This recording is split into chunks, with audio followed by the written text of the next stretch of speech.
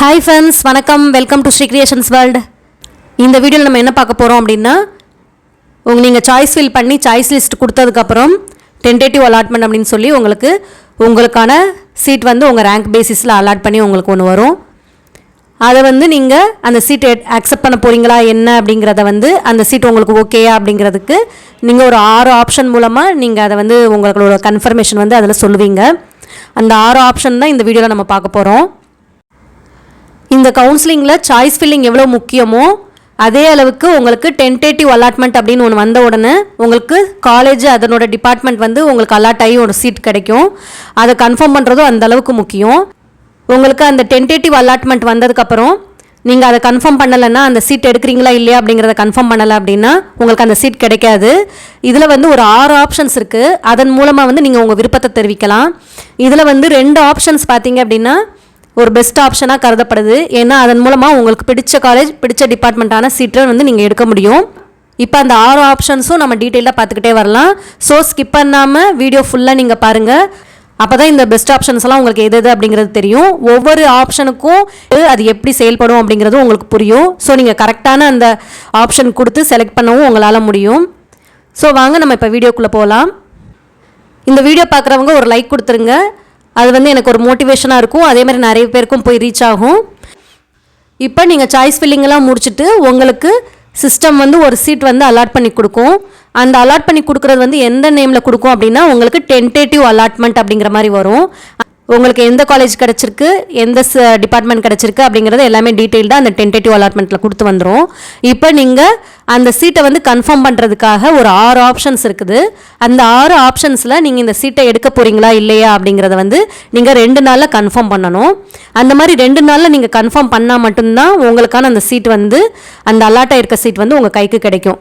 It means என்ன அப்படின்னா அந்த சீட்டில் நீங்கள் ஜாயின் பண்ண முடியும். அந்த டிபார்ட்மெண்ட்டில் போய் நீங்கள் ஜாயின் பண்ண முடியும். அதை அந்த மாதிரி நீங்கள் கொடுக்கல அப்படின்னா, நீங்கள் கன்ஃபார்ம் பண்ணுறதுக்கு தவறுனீங்க அப்படின்னா அது அடுத்த ரவுண்டுக்கு உங்களை அந்த கேண்டிடேட் போக வேண்டியதாக இருக்கும். ஓகேயா? ஸோ இந்த மாதிரி ப்ராசஸ் இருக்குது. இப்போ நம்ம மெயினாக அந்த 6 ஆப்ஷன்ஸும் நம்ம பார்த்துட்டே வருவோம்.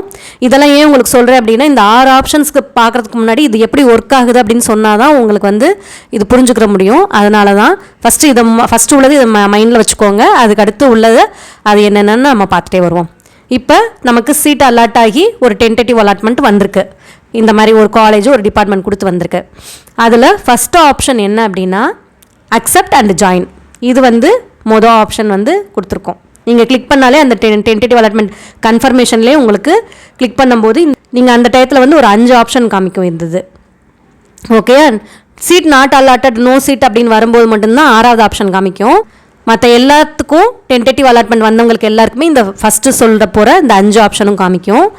நாட் அலாட்டட் வர்றவங்களுக்கு மட்டும்தான் 6வது ஆப்ஷன் காமிக்கும். ஓகே, இப்போ ஃபஸ்ட்டு அக்செப்ட் அண்ட் ஜாயின் நம்ம பார்க்கலாம்.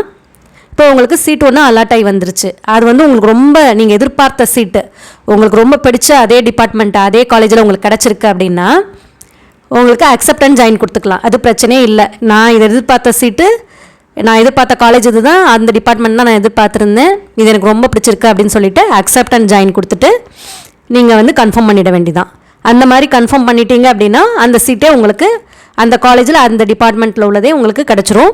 நீங்கள் போய்ட்டு டேரெக்டாக காலேஜில் போய்ட்டு அவங்க குறிப்பிட்டிருக்க அந்த கவுன்சிலிங் டேட்ஸ் கொடுத்துருப்போம் இல்லையா, எந்த நாள் காலேஜில் போய் பண்ணணும், எந்த நாள் டிஎஃப்சியில் போய் கொடுக்கணும் அப்படிங்கிற அந்த டேட்ஸ் உங்களுக்கு tneonline.org அந்த வெப்சைட்டில் போனீங்கன்னாலும் உங்களுக்கு எந்தெந்த ரவுண்டு மாணவர்களுக்கு எப்போ டென்டேட்டிவ் அலாட்மெண்ட் கன்ஃபார்ம் பண்ணி எப்போ பணம் கட்டணும் அப்படிங்கிறத டீட்டெயிலாக கொடுத்துருக்காங்க. அதிலையும் நீங்கள் செக் பண்ணிக்கோங்க. ஸோ இந்த மாதிரி அக்செப்ட் அண்ட் ஜாயின் பண்ணிவிட்டு கிளிக் பண்ணிவிட்டு உங்களுக்கு ப்ரொவிஷனல் அலாட்மெண்ட் வந்துடும். நீங்கள் இந்த அக்செப்ட் அண்ட் ஜாயின் கொடுத்தீங்கன்னா ப்ரொவிஷனல் அலாட்மெண்ட் அப்படிங்கிறது உங்களுக்கு அந்த காலேஜும் அந்த டிபார்ட்மெண்ட்டும் கன்ஃபார்ம் பண்ணி ஒரு ப்ரொவிஷனல் அலாட்மெண்ட் வந்துடும். ஃபீஸ் எல்லாம் அதிலே உங்களுக்கு குறிப்பிட்டிருப்பாங்க. அதுவுமே உங்களுக்கு இந்த ப்ரொவிஷனல் அலாட்மெண்ட் லெட்டரில் உங்களுக்கு கிளியராக வந்துடும். என்ன காலேஜ் டிபார்ட்மெண்ட்டு ஃபீஸ் கட்டணுமா வேணாமா, கட்டணும் அப்படின்னா எவ்வளோ அமௌண்ட்டு எல்லாமே உங்களுக்கு வந்துடும். எந்த ரேங்கிங் எந்த கம்யூனிட்டி பேசிஸில் உங்களுக்கு சீட் கிடச்சிருக்கு எல்லாமே உங்களுக்கு அந்த இதில் டீட்டெயிலாக வந்துடும். நீங்கள் அந்த ப்ரொவிஷனல் அலாட்மெண்ட் எடுத்துகிட்டு நீங்கள் டேரெக்டாக காலேஜுக்கு போயிட்டு சர்டிஃபிகேட்ஸ் எல்லாம் சப்மிட் பண்ண வேண்டியது தான். ஃபீஸ் கட்ட வேண்டிய கேண்டிடேட்ஸ் ஃபீஸ் கட்டணும். இந்த ப்ரொவிஷனல் அலாட்மெண்ட் லெட்டர் நீங்கள் கொண்டு போன உடனே அவங்க பார்த்துட்டு உங்களுக்கான அந்த சீட் அட்மிஷன் போட்டு உங்களுக்கு கொடுத்துருவாங்க. ஸோ இந்த மாதிரி ப்ரொசீஜர் இருக்கும். அக்செப்ட் அண்ட் ஜாயின் கொடுத்தீங்கன்னா இந்த மாதிரி ஃபாலோஅப்ஸ் எல்லாம் இருக்கும். அதுக்கு அடுத்ததாக உங்களுக்கு அக்செப்ட் அண்ட் அப்வர்ட். இந்த அக்செப்ட் அண்ட் ஜாயின் வந்து உங்களுக்கு கிடச்சிருக்க சீட்டே வந்து பிடிச்சிருக்கு அப்படின்னா உடனே நீங்கள் கிளிக் பண்ணி அதிலே ஜாயின் பண்ணிக்கிறீங்க அப்படிங்கிற மாதிரி அர்த்தம். இந்த அக்செப்ட் அண்ட் அப்வர்ட் கொடுத்தீங்கன்னா உங்களுக்கு இது இந்த காலேஜ் தான் கிடைக்கும். பட் இருந்தாலும் ஒரு ஆசை அப்படின்னா, இப்போ உங்களுக்கு டாப் காலேஜஸில் ஏதோ நம்ம கொடுத்துருக்கிறது ஏதாவது ஒன்று வந்துச்சுன்னா பார்க்கலாம் அப்படின்னு நீங்கள் இது பண்ணிங்க அப்படின்னா அக்செப்ட் அண்ட் அப்வர்ட் கொடுத்துட்டு அக்செப்ட் அண்ட் அப்வர்ட் கொடுத்தீங்க அப்படின்னா மேலே உள்ள சீட்டும் செக் பண்ணும். அப்போ என்ன ஆகும்னா உங்களுக்கு அந்த ஆப்ஷன் நீங்கள் கொடுத்துட்டு நீங்கள் டிஎஃப்சி சென்டரில் போயிட்டு பணம் கட்டுற மாதிரி இருக்கும். இப்போ அக்செப்ட் அண்ட் ஜாயின் கொடுத்தவங்கலாம் காலேஜுக்கு போய் பணம் கட்டுவாங்க. உங்களுக்கு வந்து இப்போ அப்வர்ட் கொடுத்துக்கனால உங்களுக்கு கன்ஃபார்மாக எந்த காலேஜ் அப்படின்னு உங்களுக்கு தெரியலை. ஏன்னா அதை செக் பண்ணிவிட்டு உங்களுக்கு வர்றதுக்கு ஒரு 2 நாள் ஆகும். அதற்குள்ளேயே நீங்கள் என்ன பண்ணணும் அப்படின்னா அந்த டைமிங் கொடுத்துருப்பாங்க இல்லையா, உங்களுக்கு அந்த ஃபீஸ் கட்டுறதுக்கான டைமிங் ஒரு 5 days அந்த மாதிரி கொடுத்துருக்காங்க இல்லையா. ஸோ அதுக்குள்ளேயே நீங்கள் போயிட்டு டிஎஃப்சி சென்டரில் பணம் கட்டணும். இந்த அக்செப்ட் அண்ட் அப்வர்ட் கொடுக்கும்போது உங்களுக்கு என்ன பெனிஃபிட் அப்படின்னா இந்த சீட்டும் உங்களுக்கு இருக்கும் கையில். ஓகேயா, இப்போ வந்து எக்ஸாம்பிளுக்கு வந்து சிஐடி கோயம்புத்தூரில் ட்ரிபிள் இ கிடச்சிருக்கு உங்களுக்கு. இப்போ எனக்கு ட்ரிபிள் இ ஓகே தான், நான் எதிர்பார்த்து நானே தான் கொடுத்தேன், இது பிடிச்சிருக்கு அப்படின்னு சொல்லிட்டு. இருந்தாலும் மேலே வேறு காலேஜஸில் ஏதாவது வேறு டிபார்ட்மெண்ட்டோ இல்லை இசியோ சிஎஸ்சியோ கிடச்சா இன்னும் நல்லது தானே. சரி அப்படின்ட்டு அப்வர்ட் கொடுத்தீங்க அப்படின்னா உங்களுக்கு இப்போ உள்ள இந்த சிஐடி கோயம்புத்தூரில் உள்ள இந்த ட்ரிபிள் இ சீட்டு உங்களுக்கு ஹோல்டில் இருக்கும். பட் என்னென்னா அதை அப்வர்ட் பண்ணிவிட்டு வேறு பணம் கட்டாதவங்கலாம் இருப்பாங்களே, அக்செப்ட் அண்ட் ஜாயின் கொடுத்து பணம் கட்டாதவங்க அந்த மாதிரி இருக்கிற கேண்டிடேட்ஸ் எல்லாம் யாராவது கட்டலை வந்து ஜாயின் பண்ணலை அப்படின்னா அவங்களுக்கு என்ன வரும் அப்படின்னா, இல்லை கன்ஃபார்ம் பண்ணாத கேண்டிடேட்ஸ் அந்த மாதிரி இருந்தாங்கன்னா அவங்களோட சீட்லாம் ரிலீஸ் ஆகி திரும்ப உங்களுக்கு அக்செப்ட் அண்ட் அப்வர்டில் திரும்ப செக் பண்ணும். அந்த உங்கள் ரேங்கிங் பேஸில் ஒத்து வரதை வந்து ஆல்ரெடி உங்களை மாதிரியே அக்செப்ட் அண்ட் அப்வர்ட் கொடுத்துருப்பாங்க இல்லையா. ஸோ அவங்களோட ரேங்க் லிஸ்ட் வச்சு திரும்ப அகைன் இன்னொரு தடவை எந்தெந்த சீட் மேட்ரிக்ஸில் வந்து அந்த சீட்ஸ் எல்லாம் ஓப்பனாக இருக்குது அப்படிங்கிறத இன்னொரு தடவை செக் பண்ணிகிட்டே வரும். உங்களுக்கு சீட் வேக்கண்ட் ஆகிருக்கு, உங்கள் ரேங்கிங்க்கு அது கிடைக்கிற மாதிரி இருந்ததுன்னா உங்களுக்கு எஸ் கிடைக்கும். அது கிடைக்கிறது எப்போ உங்களுக்கு தெரியும்னா அதுக்கு அடுத்து தான் உங்களுக்கு தெரியும். பட் நீங்கள் என்ன இந்த accept and upward option click பண்ணிவிட்டு கன்ஃபார்ம் பண்ணிவிட்டு நீங்கள் போயிட்டு டிஎஃப்சி சென்டரில் உங்களுக்கு பணம் கட்டணும். ஏன்னா உங்களுக்கு டென்டேட்டிவ் அலாட்மெண்ட்லேயே எந்த காலேஜ் எந்த டிபார்ட்மெண்ட் கொடுத்து வந்திருக்கும் இல்லையா, போயிட்டு டிஎஃப்சி சென்டரில் நீங்கள் பே பண்ணணும். உங்கள் சர்டிஃபிகேட்ஸு டென்டேட்டிவ் அலாட்மெண்ட்டு அப்புறம் அதில் சொல்லியிருக்க ஃபீஸ் எவ்வளோ அப்படிங்கிறத நீங்கள் கொண்டு போய் எதில் கொடுக்கணும் அப்படின்னா டிஎஃப்சி சென்டரில் கொடுக்கணும். அந்த 5 நாளுக்குள்ளே நீங்கள் டிஎஃப்சி சென்டரில் போய்ட்டு கட்டி முடிச்சிடணும். கட்டி முடிச்சதுக்கப்புறம் நீங்கள் அந்த அக்செப்ட் அண்ட் கொடுத்துருக்க ஆப்ஷன் வந்து அக்செப்ட் அண்ட் அப்வர்ட் கொடுத்துருக்க ஆப்ஷன் ஒர்க் ஆகி உங்களுக்கு அதுக்கு அடுத்து ஒரு காலேஜ் ப்ரொவிஷனல் அலாட்மெண்ட்டில் வரும். அப்போ உங்களுக்கு அது எந்த காலேஜ் கிடச்சிருக்கு அப்படின்னு தெரியும். ஒருவேளை உங்கள் ரேங்க் பேசிஸில் செக் பண்ணும்போது அப்வர்டில் உள்ள காலேஜ் எதுவுமே செட் ஆகலை அப்படின்னா உங்களுக்கு இப்போ டென்டேட்டிவ் அலாட்மெண்ட்டில் என்ன காலேஜ் இருக்கோ அந்த காலேஜே உங்களுக்கு கிடைக்கிற மாதிரி இருக்கும். ஸோ உங்களுக்கு டிஎஃப்சி சென்டரில் இருந்துட்டு உங்களுக்கு எந்த காலேஜ் கிடச்சிருக்கோ அங்கே உங்களோட சர்டிஃபிகேட்ஸு ஃபீஸு எல்லாமே வந்து உங்களுக்கு அங்கே போயிடும்.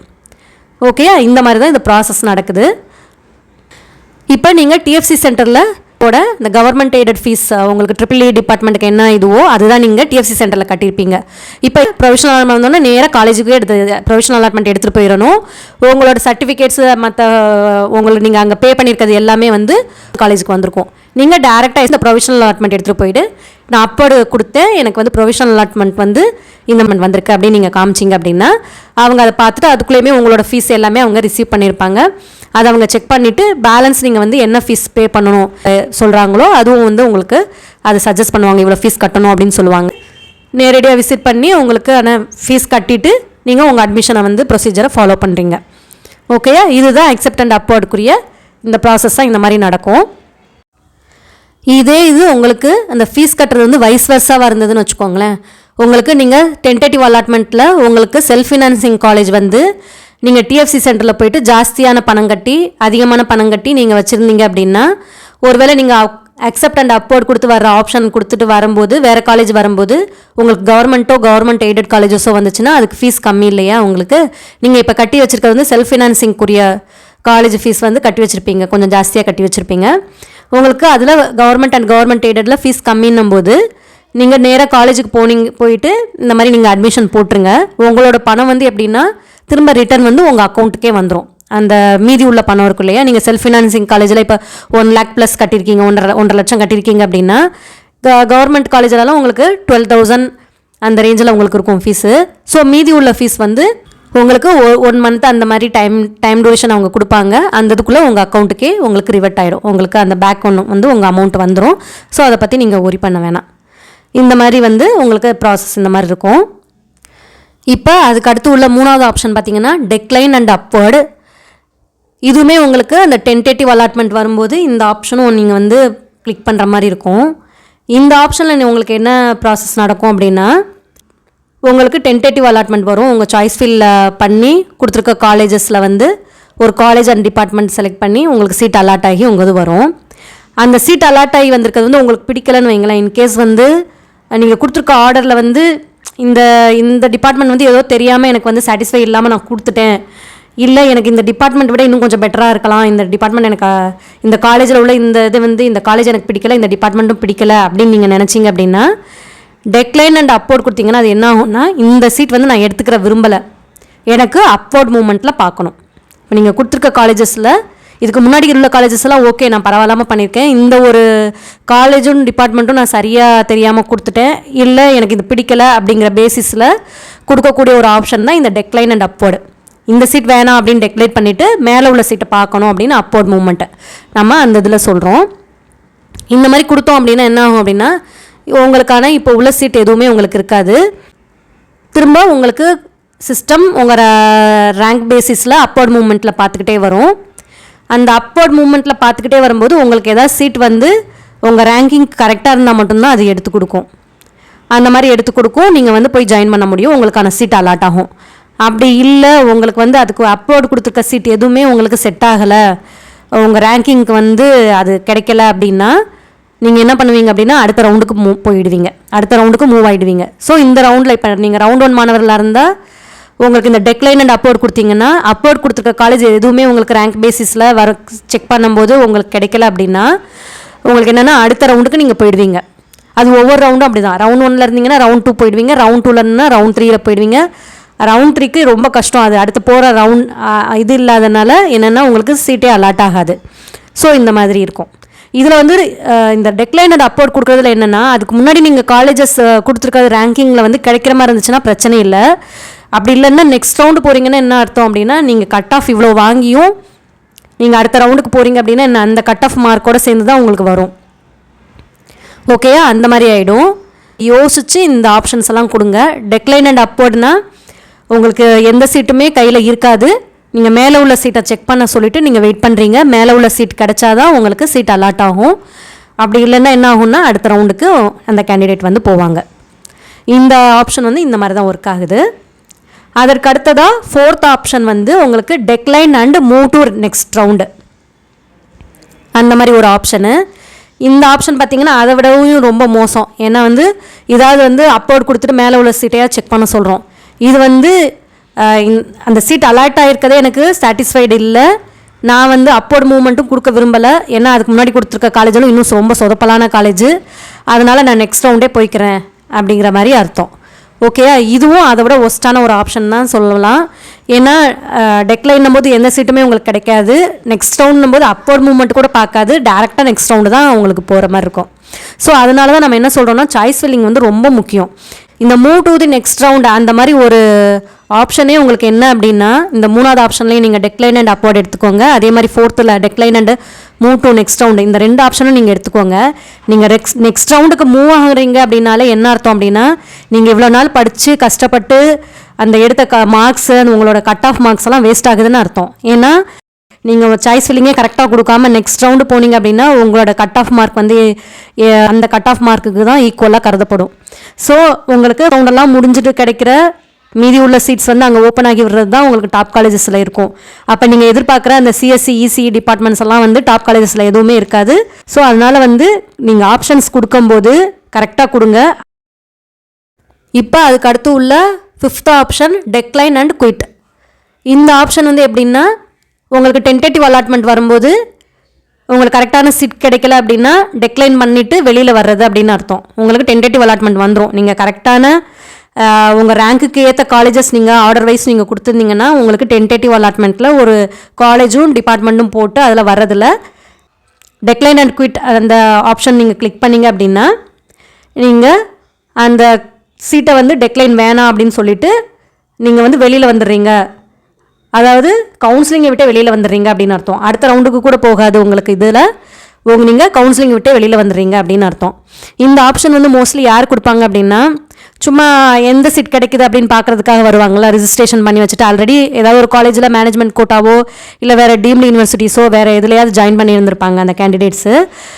சும்மா நம்ம வந்து நமக்கான ரேங்கிங்க்கு நமக்கான கட் ஆஃப்க்கு எந்த காலேஜ் கிடைக்குது அப்படின்னு சொல்லிட்டு ஒன்று வரலாம். அப்படி இல்லாட்டினா அவங்க ரிஜிஸ்ட்ரேஷன் பண்ணும்போது வந்து எந்த காலேஜஸும் இல்லாமல் கொடுத்து வச்சுருந்துருக்கலாம், நம்ம கவுன்சிலிங்கில் பார்ட்டிசிபேட் பண்ணலாம் அப்படின்னு கொடுத்து வச்சுருந்துருக்கலாம்.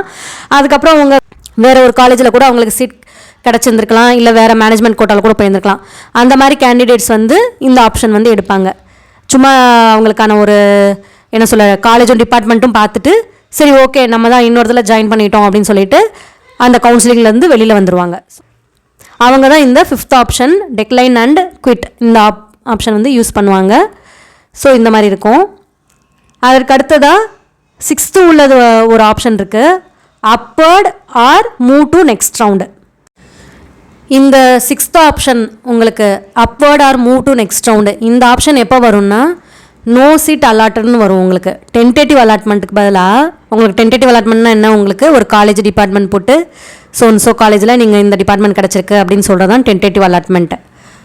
அவங்களுக்கு அது வராமல் என்ன வரும் அப்படின்னா நோ சீட் அலாட்டட்னு வரும். ஓகே, அந்த மாதிரி வந்தது அப்படின்னா இதுக்கு இதில் வந்து நீங்கள் upward or move to next round அந்த ஆப்ஷன் கிளிக் பண்ணுற மாதிரி இருக்கும்.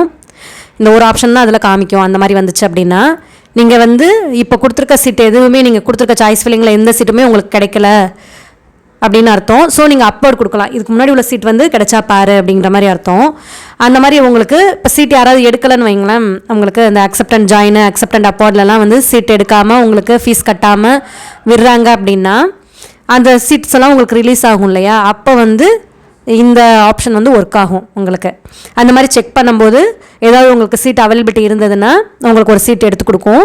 அப்படி இல்லைன்னா உங்களுக்கு இதுக்கு முன்னாடி கொடுத்துருக்க சாய்ஸ்லையும் வந்து எதுவுமே உங்களுக்கு ரேங்க் பேசிஸில் உங்களுக்கு அந்த சீட் மேட்ரிக்ஸில் வந்து ஒத்து வரல அப்படின்னா சிஸ்டம் செக் பண்ணிகிட்டே வரும்போது எந்த சீட்டுமே உங்களுக்கான ரேங்கிங்கான சீட் இல்லை அப்படின்னா நீங்கள் வந்து அடுத்த ரவுண்டுக்கு மூவ் ஆவீங்க, நீங்கள் வந்து அடுத்த ரவுண்டுக்கு நீங்கள் போவீங்க. இந்த மாதிரி இருந்தது அப்படின்னா இல்லை அப்வர்ட் மூவ்மெண்ட்டில் ஏதாவது ஒரு சீட் உங்களுக்கானது ரிலீஸ் ஆகி ஏதாவது ஒன்று கிடச்சது அப்படின்னா உங்களுக்கு அந்த சீட் வந்து அலாட் ஆகி வந்துடும். அப்படி இல்லை அப்படின்னா நீங்கள் நெக்ஸ்ட் ரவுண்டுக்கு போயிடுவீங்க. ஓகே, இந்த 6 ஆப்ஷனும் இந்த மாதிரி தான் ஒர்க் ஆகுது. ஸோ நீங்கள் கவனமாக உங்கள் ஆப்ஷன்ஸும் நீங்கள் கரெக்டாக கொடுங்க. உங்களுக்கான சீட் வந்து கண்டிப்பாக வந்து நல்ல சீட்டே உங்களுக்கு கிடைக்கும், நல்ல காலேஜில் நல்ல டிபார்ட்மெண்ட்டு நல்ல சீட்டே உங்களுக்கு கிடைக்கும். ஓகே ஃப்ரெண்ட்ஸ், இந்த வீடியோ உங்களுக்கு யூஸ்ஃபுல்லாக இருந்திருக்கும் அப்படின்னு நினைக்கிறேன். வேறு ஏதாவது இதில் உங்களுக்கு டவுட் இருந்துச்சுன்னா நீங்கள் கமெண்ட் பண்ணுங்கள். இந்த வீடியோ உங்களுக்கு பிடிச்சிருந்ததுன்னா லைக் பண்ணுங்கள், ஷேர் பண்ணுங்கள் அண்ட் மறக்காமல் சப்ஸ்கிரைப் பண்ணுங்கள். தேங்க்யூ.